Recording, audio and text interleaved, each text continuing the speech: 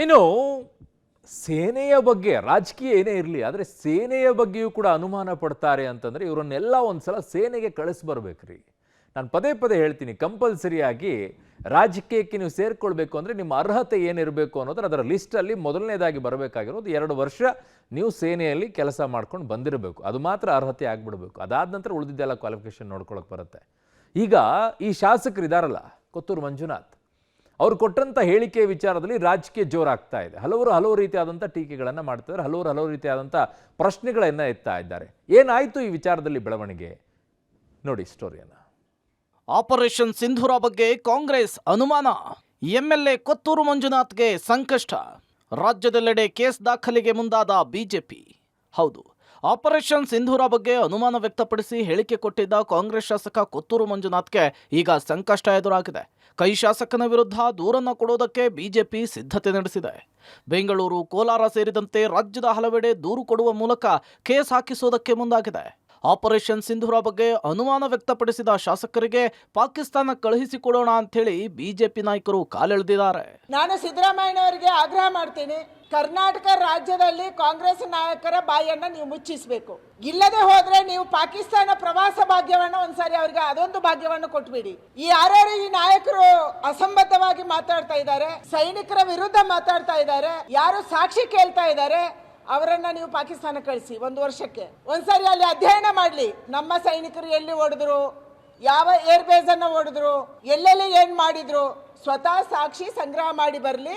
ಸ್ವಲ್ಪ ದಿನ ಅಲ್ಲಿ ಅನುಭವ ಪಡೀಲಿ. ಅವರು ಪಾಕಿಸ್ತಾನಿಗಳು ಹೇಗಿದ್ದಾರೆ, ಹೇಗೆ ಪಾಕಿಸ್ತಾನ ನಡೀತಾ ಇದೆ, ಇದನ್ನು ಅನುಭವ ಪಡೆದು ಬರಲಿ.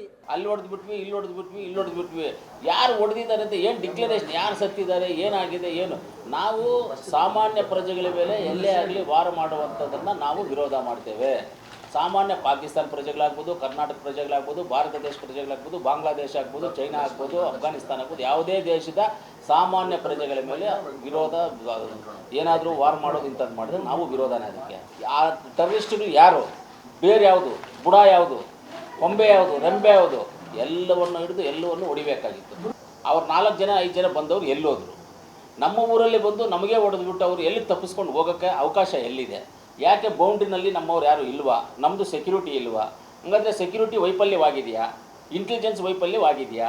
ಪಾಕಿಸ್ತಾನದ ಏಜೆಂಟ್ರಿಗಿಂತ ಕಡೆ ನಮ್ಮ ದೇಶದ ಅನ್ನ, ನೀರು, ಗಾಳಿಯನ್ನು ತೆಗೆದುಕೊಂಡು ಓಕೆ, ವಿಪಕ್ಷವಾಗಿ ಕೇಂದ್ರ ಸರ್ಕಾರದಲ್ಲಿ ವಿಪಕ್ಷವಾಗಿ ಕ್ರಿಟಿಸೈಸ್ ಮಾಡೋದಕ್ಕೆ, ಟೀಕೆ ಮಾಡೋದಕ್ಕೆ ನಿಮಗೆಲ್ಲವೂ ಕೂಡ ಇದೆ.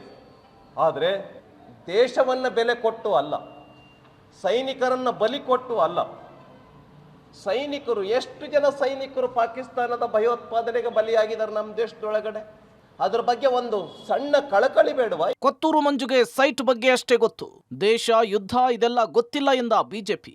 ಇನ್ನು ಕೊತ್ತೂರು ಮಂಜುನಾಥ್ ವಿರುದ್ಧ ಕಠಿಣ ಶಬ್ದಗಳಲ್ಲಿ ಮಾಜಿ ಸಂಸದ ಪ್ರತಾಪ್ ಸಿಂಹ ವಾಗ್ದಾಳಿ ನಡೆಸಿದ್ದಾರೆ. ಕೊತ್ತೂರು ಮಂಜುಗೆ ಸಿಂಧೂರಾಗೂ ಸಿಂಧೂರಿಗೂ ವ್ಯತ್ಯಾಸ ಗೊತ್ತಿಲ್ಲ, ಸಿಂಧೂರ ಸಿಂಧೂರಿ ಅಂತ ಏನೇನೋ ಕಲ್ಪಿಸ್ಕೊಂಡು ಕನವರಿಸ್ತಿದ್ದಾರೆ.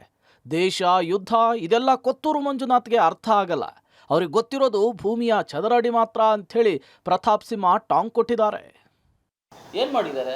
ಸುಮ್ಮನೆ ಬೂಟಾಟಿಕೆಗೆ 4 ಫ್ಲೈಟ್ ಮೇಲೆ ಕಳಿಸ್ಬಿಟ್ಟು ಬಂದ್ಬಿಟ್ಟು ಇದು ಮಾಡೋದಾ? 26-27 ಜನ ನಮ್ಮ ಭಾರತೀಯರಿಗೆ ಗಂಡಸರು ಸತ್ತಲ್ಲ, ಆ ಹೆಣ್ಮಕ್ಳಿಗೆ ಇದೇನಪ್ಪ ಪರಿಹಾರ ಕೊಡೋದು? ಆ ಹೆಣ್ಮಕ್ಳಿಗೆ ಇದೇ ನೀವು ಸಮಾಧಾನ ಮಾಡೋದು? ಆ ಹೆಣ್ಮಕ್ಳಿಗೆ ಇದೇನ ನೀವು ಗೌರವ ಕೊಡೋದು? ಏನು ಮಾಡಿಬಿಟ್ಟಿದ್ದೀವಿ? ಅಲ್ಲಿ ಹೊಡೆದ್ಬಿಟ್ವಿ, ಇಲ್ಲಿ ಹೊಡೆದ್ಬಿಟ್ವಿ, ಇಲ್ಲಿ ಹೊಡೆದ್ಬಿಟ್ವಿ, ಯಾರು ಹೊಡೆದಿದ್ದಾರೆ ಅಂತ ಏನು ಡಿಕ್ಲರೇಷನ್, ಯಾರು ಸತ್ತಿದ್ದಾರೆ, ಏನಾಗಿದೆ, ಏನು. ನಾವು ಸಾಮಾನ್ಯ ಪ್ರಜೆಗಳ ಮೇಲೆ ಎಲ್ಲೇ ಆಗಲಿ ವಾರ ಮಾಡುವಂಥದ್ದನ್ನು ನಾವು ವಿರೋಧ ಮಾಡ್ತೇವೆ.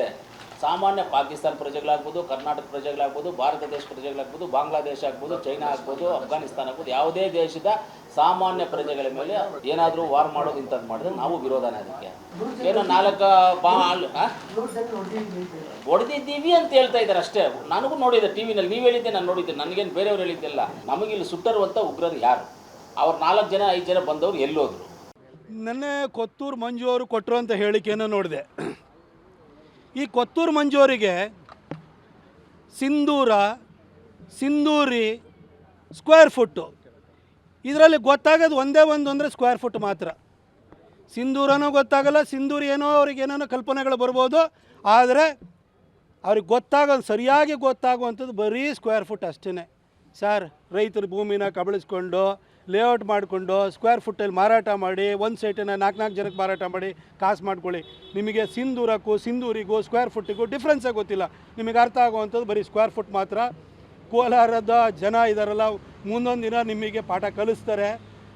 ಆದರೆ ದೇಶದ ಜನ ಇವತ್ತು ಪಾಕಿಸ್ತಾನಕ್ಕೆ ಪಾಠ ಕಲಿಸ್ಬೇಕು, ಅವ್ರನ್ನ ಮುಗಿಸ್ಬಿಡಬೇಕು ಅನ್ನೋ ಒಂದು ಉನ್ಮಾದದಲ್ಲಿರುವಂಥ ಸಂದರ್ಭದಲ್ಲಿ ನೀವು ಈ ರೀತಿ ಹೇಳಿಕೆ ಕೊಟ್ಟರೆ ನಿಮ್ಮನಿಗೆ ಓಟ್ ಹಾಕಿದಾರಲ್ಲ ಅವರೇ ತೂಚಿ ಅಂತಾರೆ.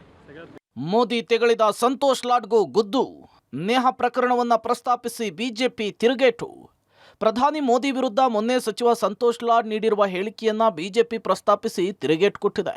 ಸಂತೋಷ್ ಲಾಡ್ ಮೈಗೆ ಮೈನಿಂಗ್ ದುಡ್ಡನ್ನು ಅಂಟಿಸ್ಕೊಂಡಿದ್ದು, ದುಡ್ಡಿನ ಕೊಬ್ಬಿನಿಂದ ಲಾಡ್ ಹೀಗೆ ಮಾತನಾಡ್ತಿದ್ದಾರೆ ಅಂಥೇಳಿ ಪ್ರತಾಪ್ ಸಿಂಹ ಟೀಕಿಸಿದ್ದಾರೆ.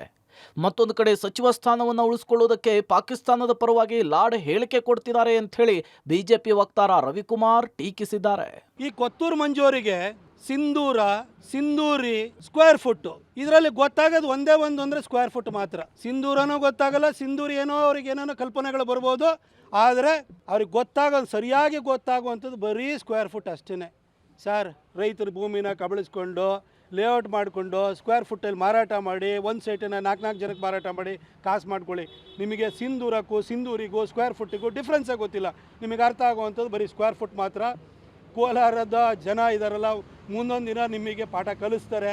ಆದರೆ ದೇಶದ ಜನ ಇವತ್ತು ಪಾಕಿಸ್ತಾನಕ್ಕೆ ಪಾಠ ಕಲಿಸ್ಬೇಕು, ಅವ್ರನ್ನ ಮುಗಿಸ್ಬಿಡಬೇಕು ಅನ್ನೋ ಒಂದು ಉನ್ಮಾದದಲ್ಲಿರುವಂಥ ಸಂದರ್ಭದಲ್ಲಿ ನೀವು ಈ ರೀತಿ ಹೇಳಿಕೆ ಕೊಟ್ಟರೆ ನಿಮ್ಮನಿಗೆ ಓಟ್ ಹಾಕಿದಾರಲ್ಲ ಅವರೇ ತೂಚಿ ಅಂತಾರೆ. ಇನ್ನು ಕೈ ನಾಯಕರ ಹೇಳಿಕೆ ಬಗ್ಗೆ ಪಕ್ಷದ ನಾಯಕರು ತೀಕ್ಷ್ಣ ಪ್ರತಿಕ್ರಿಯೆ ಕೊಟ್ಟಿದ್ದಾರೆ. ಕೊತ್ತೂರು ಮಂಜುನಾಥ್ ದೇಶಭಕ್ತ ಅಂಥೇಳಿ ರಾಮಲಿಂಗಾರೆಡ್ಡಿ ಹೇಳಿದ್ದಾರೆ.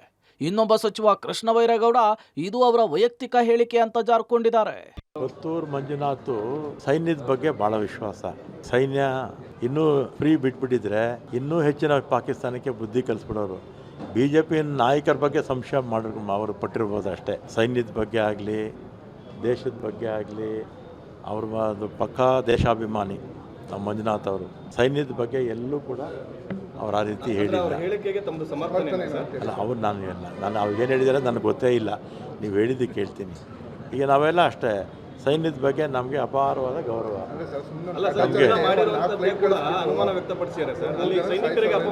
ಈಗ ಇನ್ನೊಂದೇನೆಂದರೆ, ಸೈನಿಕರಿಗೆ ಕಾಂಗ್ರೆಸ್ಸಿಂದ ಯಾವತ್ತೂ ಕೂಡ ಅಪಮಾನ ಮಾಡೋ ಪ್ರಶ್ನೆನೇ ಬರಲ್ಲ. ಅದು ನಾವು ಯಾರು ಮಾಡಿಲ್ಲಪ್ಪ.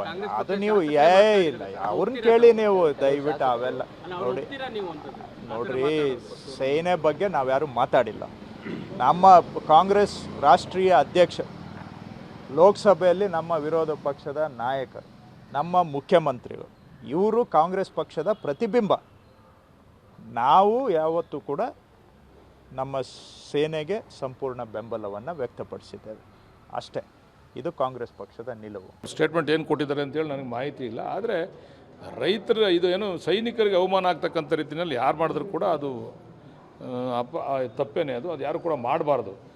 ಇಲ್ಲಿ ಚರ್ಚೆ ಆಗ್ತಾ ಇರ್ತಕ್ಕಂಥದ್ದು ಸೈನಿಕರ ಬಗ್ಗೆ ಆಗಲಿ, ದೇಶ ಪ್ರೇಮದ ಬಗ್ಗೆ ಅಲ್ಲ, ಬುಟಾಟಿಕೆ ನಾಯಕತ್ವದ ಬಗ್ಗೆ ಚರ್ಚೆ ನಡೆಯುತ್ತೆ. ಒಟ್ನಲ್ಲಿ ಏನೋ ಮಾಡೋದಕ್ಕೆ ಹೋಗಿ ಅದೇನೋ ಮಾಡಿಕೊಂಡ್ರು ಅನ್ನುವಂತಾಗಿದೆ ಕೈ ನಾಯಕರ ಸ್ಥಿತಿ. ಸುಮ್ಮನೆ ಟೀಕಿಸಲು ಹೋಗಿ ವಿವಾದವನ್ನ ಮೈ ಮೇಲೆ ಎಳೆದುಕೊಂಡು ಈಗ ಪೇಚೆಕ್ ಸಿಲ್ಕೊಂಡಿದ್ದಾರೆ. Bureau report, public TV.